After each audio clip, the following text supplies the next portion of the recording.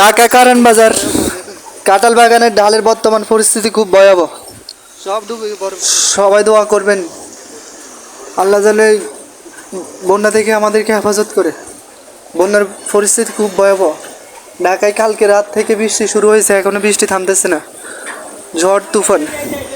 আল্লাহ আপনি আমাদের সবাইকে হেফাজত করুন, বাংলাদেশকে রক্ষা করুন। আল্লাহ এই বন্যা থেকে আমাদেরকে রক্ষা করুন। আমি কি বলবো, দিশাহারা হয়ে যাচ্ছি। আপনারা সবাই দোয়া করবেন আল্লাহ যেন এই বন্যা থেকে আমাদেরকে, খুব ভয়াবহ পরিস্থিতি থেকে আমাদেরকে রক্ষা করে। সবাই দোয়া করবেন। ঢাকার পরিস্থিতি যদি এমন হয়, জানি না আমাদের গ্রামের অবস্থা কেমন। আল্লাহ জানেন, আল্লাহ ভালো জানেন আমাদের গ্রামের পরিস্থিতি কেমন। বৃষ্টি নেই, এটা কোনো কথা হলো?